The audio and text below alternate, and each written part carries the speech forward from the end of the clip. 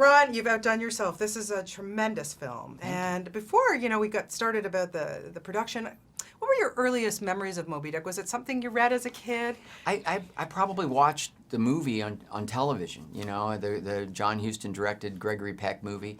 And then I read the book, was obligated to in high school, but I was fascinated by it. I've always loved history, and even though that was a novel, it felt very authentic. I didn't know that Melville, in fact, had been a whaler and was writing about a world that he knew. I also didn't know that it was inspired by real events, and that's what really kind of blew my mind when I read this script and learned that, in fact, there had been this occurrence. It wasn't some mythic idea. This had happened in our world, and the idea to use today's cutting-edge movie technology to do it in a way unlike John Huston and Moby-Dick, or even Steven Spielberg with Jaws, where you have to you have to give it a little, suspend your disbelief a little bit as an audience, But instead, I felt like we could do it in a way that was completely immersive. Immersive, yeah, that's a good word, my friend, because oh my God, listen, as a director, you're going to put everybody through these paces, but you're on the water for a lot of this film. Like, did you have a fear of water, or was that something that you had to kind of get over? I don't love the water. I don't love the ocean. I can swim. I'm okay. I'm a scuba diver. I mean, I don't do it recreationally, but I've done it for work a lot. And so if I'm working out there, I'm okay. But it's not a place that I feel comfort being out there in the ocean. And I think in some ways, I've always wanted to make a movie about what it's like to be out there and alone, and sort of build upon some of the anxiety that I probably feel about what that would be like. And so with this drama, I thought, well, you not only get that, not only are the characters tested in a really extraordinary, dramatic, and ultimately kind of inspirational way, but you have this cinematic opportunity to make a big screen movie that really transports people and deals with something that's kind of in the back of all of our minds. What was it like? And Moby-Dick was real. I mean, it was just I thought a fascinating opportunity because it works on so many different levels. Let's talk about the casting, because wow, these guys are phenomenal, and I don't think you could have asked for a better cast. No. Let's start with Chris Hemsworth. He was somebody who brought you the script initially when you guys did Rush together. Yeah. He was extraordinary. This guy he just continues to blow my mind. Well, Chris is, he's a remarkable looking guy. He's kind of a specimen, but he's loves movies. He's a very creative guy, and he has real passion for what he believes he can do on screen and what he can do on screen. And of course, I only know him as a really interesting modern actor. That's what I experienced on Rush. And so, I'm not surprised at all by the way he threw himself into this movie. I will never forget how committed and dedicated all of the actors were in trying to respect their characters, because they're playing real men, and give the audiences everything of themselves to try to get this story to really connect on an emotional level, in addition to all the big screen action. And I'm so proud of them. I'll never forget the kind of sacrifices they made. I mean, okay, let's put it. You're the director. You're the leader. You're at the helm. But at one point, I mean, these guys starve. They have like 500 calories a day. They're working out all day. They're on the water. They're really experiencing this stuff. Did you ever feel sorry for them, Ron? Yeah, of course I did.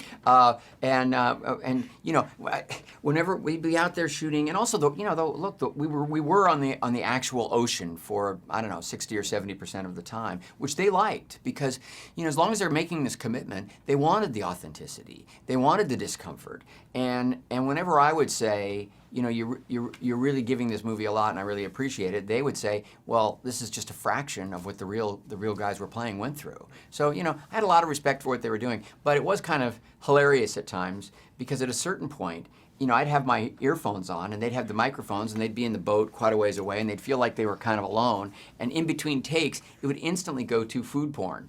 I mean, it was all talk of pizza and cheeseburgers and ice cream, and it was just as graphic and intense a conversation as you can imagine. I can just imagine that. Yeah, I can just. And then you've got young Tom Holland, who, on the other end of the spectrum, the youngest guy there, but he really held his own too. Tom is really a remarkable talent. He's been cast to be Spider-Man. They couldn't have done better, in my opinion, knowing him. He's so talented. He was one of the Billy Elliots on stage for many years, and I think that discipline of that kind of really intense, demanding role with the physical stuff as well as the drama has just been a great training ground for him. He impressed me every day. He's also, a great guy. These are terrific people. Ben Walker's got a fantastic personality. Chris is a blast to be around. Cillian Murphy, who can't be here with us today, is just a cool guy. Tom it was nice to see him vulnerable too, because he always plays the bad guy, Cillian has so much range, and I've seen him on stage as well, and he's just another one of these guys. But we put together such a remarkable cast, even for some of the guys that didn't have huge parts, because they wanted to play these characters. They wanted to bring this to life. And this is something that kind of reminded me of Apollo 13. Everybody involved in that movie wanted to give it everything they had because they respected the story that they were sharing. And I think that's the way this cast felt about this movie as well. Yeah. Speaking of Apollo 13, when you look back at that was like 13 years ago, and that was the first film that you had digitally remastered in IMAX. Mm-hmm. So how, you're an important part of the IMAX history. How important was it for you to make sure that this is being shown in IMAX? Well, I was really thrilled when I learned that was going to happen, and I wasn't sure when we were making the movie. But I think when Warner Brothers began to sort of see what our approach was, which was both very modern and intimate, but also of course has the scope and scale. That they let me know that they felt it was going to be appropriate for IMAX, and I was very excited. And on top of that, because we delayed the release of the movie after our test screenings from spring to this time of year, it allowed time for the Warner Brothers executives. They came to me and said, would you think about a 3D conversion? And I looked at some tests and I realized how excellent that technology has become, and I agreed to it. And I only last week saw the final 3D print, and I'm telling you, look, the movie's designed to be a great experience in 2D. That's what we intended, and I believe it is. But if you like 3D, I would check it out. I really was impressed by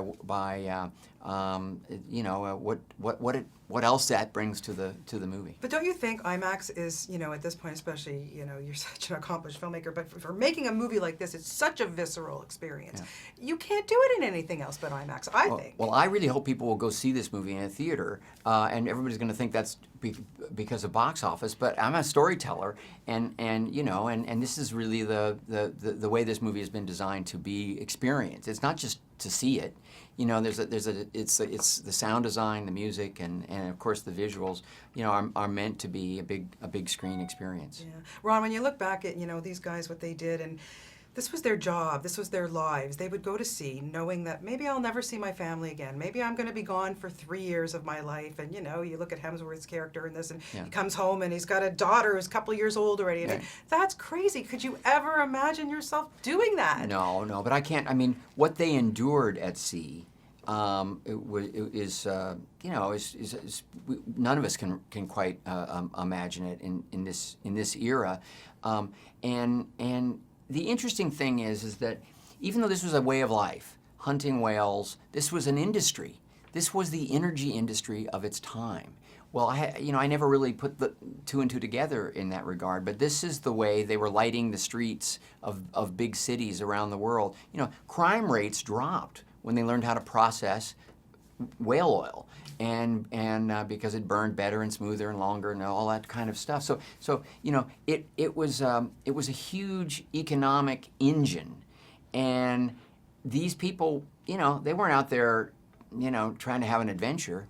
They were out there trying to feed their families, but the people behind it, of course, were trying to fuel a massive economy. Well, I think that's a modern idea to work with. And so it's another reason that I wanted to approach the movie in a very kind of clear-eyed, contemporary way and give it that perspective. Well, it's a fabulous movie. You've outdone yourself again. I don't even know how you keep topping yourself. My friend. Well, I keep finding stories I love and that I want to share. And that's the big thing. It's I'm privileged to be in that position.